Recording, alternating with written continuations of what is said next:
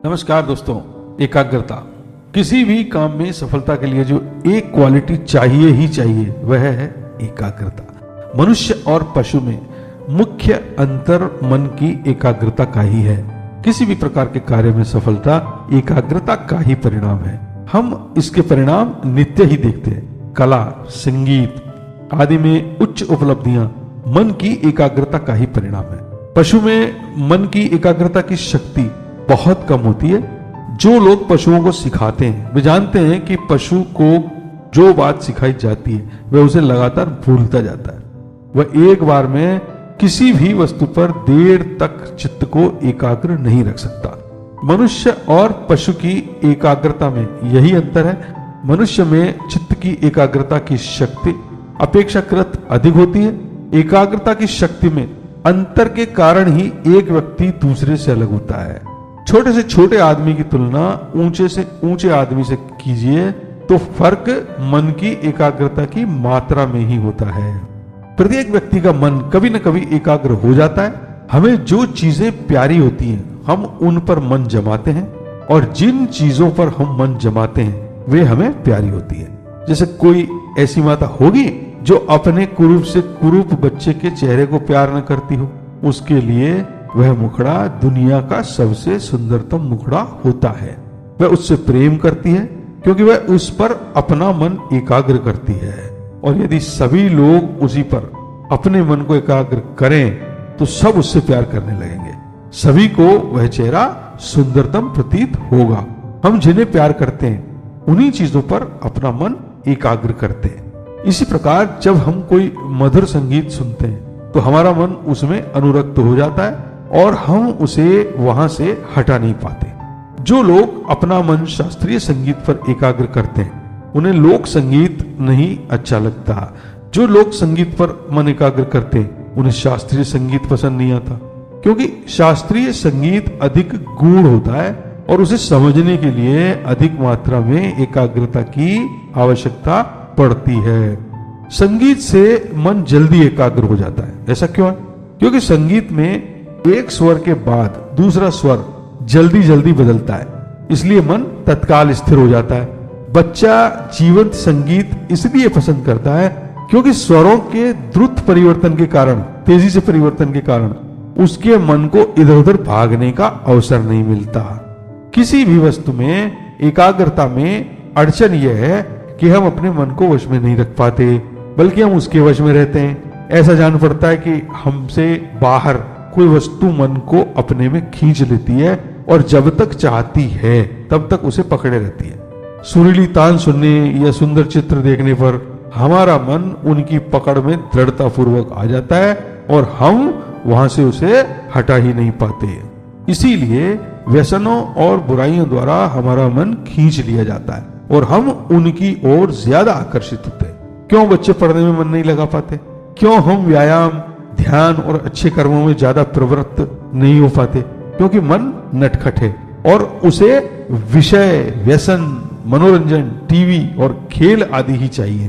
परंतु जो व्यक्ति ध्यान, व्यायाम और अच्छे कर्मों को पसंद करता है उसका मन उसमें तुरंत लग जाता है, क्योंकि वह उसकी पसंद होती है। जैसे अगर जो विषय आपको पसंद है उस पर कोई भाषण करे तो आपका मन जो वह व्यक्ति बोलेगा उस पर एकाग्र हो जाएगा। आपकी इच्छा के विरुद्ध आपका ध्यान उस व्यक्ति द्वारा आकृष्ट कर लिया जाता है। इसी प्रकार हमारे न चाहते हुए भी हमारा मन कई चीजों पर आकृष्ट हो जाता है और उन पर एकाग्र रहता है। हम इसे रोक नहीं पाते। तो क्या मन को एकाग्र किया जा सकता है?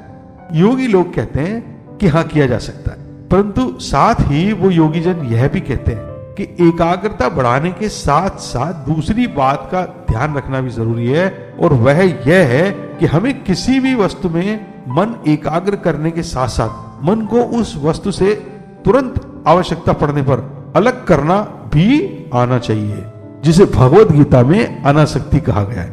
यदि अनासक्ति का सामर्थ्य और एकाग्रता का सामर्थ्य साथ साथ न विकसित किया जाए तो अकेला एकाग्रता का सामर्थ्य हमारे लिए कष्टदायी हो सकता है।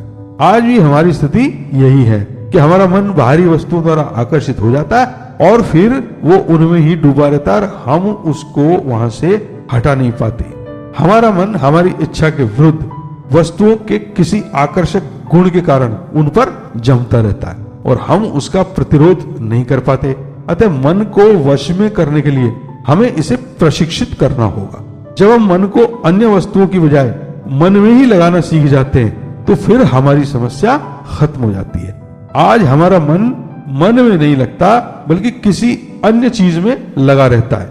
यही कारण है कि मनुष्य अपनी दुनिया, खुशी, ज्ञान, संतुष्टि, सामर्थ्य और सभी कुछ अपने से बाहर ढूंढता रहता है, जबकि सभी प्राचीन शास्त्र और लोग यही कहते रहे हैं कि हर समस्या का समाधान, हर वस्तु का रहस्य तथा हमारी खुशी हमारे भीतर ही उपस्थित है, परंतु मनुष्य उसे छोड़कर इन सब वस्तुओं को अपने से बाहर ठीक उसी तरह जैसे एक मृग कस्तूरी को अपने से बाहर ढूंढता रहता है। मन और शरीर एक दूसरे पर क्रिया प्रतिक्रिया करते हैं, यानी प्रत्येक मानसिक अवस्था शरीर में एक समानुरूप अवस्था उत्पन्न करती है और इसी तरह प्रत्येक शारीरिक अवस्था मन में एक प्रतिक्रिया उत्पन्न करती है, क्योंकि शरीर स्थूल अंश है और मन सूक्ष्म अंश। मन में विचार कार्य करता है और शरीर में क्रिया या एक्शन। जैसे जब कोई अच्छा विचार आपके मन में आता है तो आपके शरीर की भाव भंगिमा भी वैसी ही हो जाती है, और जब मन में कोई दूषित या बुरा विचार आता है तो आपका शरीर कांपने या शिथिल पड़ने लगता है। इसीलिए कहते हैं कि हमेशा खुश रहिए या शुभ शुभ सोचिए।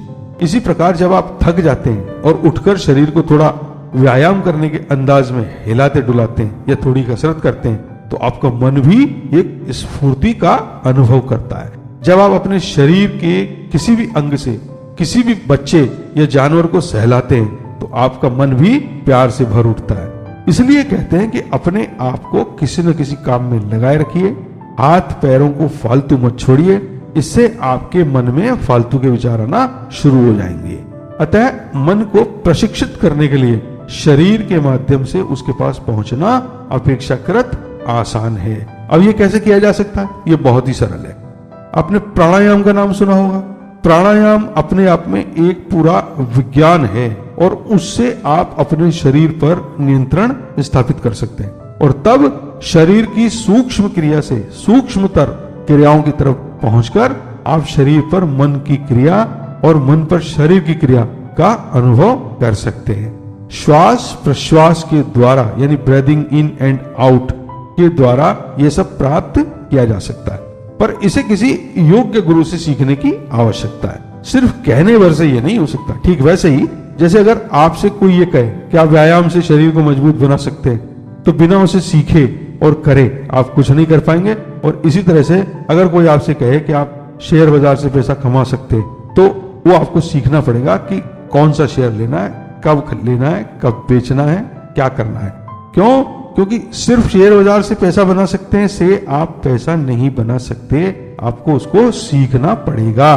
तो अब आप प्राणायाम के बारे में सीखकर अपने मन के विचारों और शरीर की क्रियाओं को नियंत्रित कर एकाग्रता विकसित कर सकते हैं। एक बार स्वामी विवेकानंद से एक व्यक्ति मिलने आया और वो आके उनको बोला कि स्वामी जी, मैं कई कामों में व्यस्त हूँ, मैं कई काम करता हूँ, लेकिन मैं किसी भी काम में सफल नहीं हो पाता, तो मुझे मेरी सफलता के लिए कुछ बताइए। तो स्वामी जी ने उससे कहा कि अच्छा ठीक है, मैं सोचता हूँ कि तुम्हारी समस्या का क्या समाधान है, तब तक ये कुत्ता है, तुम जरा इसको घुमा कर लेके आओ। स्वामी जी ने वो कुत्ता उसको दे दिया कि इसको घुमा के लेके आओ। वो कुत्ता लेके चला। थोड़ी देर के बाद आया वो, आधे घंटे के बाद जब वो आया तो कुत्ता बहुत हाँफ रहा था और वो आराम से था, आदमी हाँफ नहीं रहा था।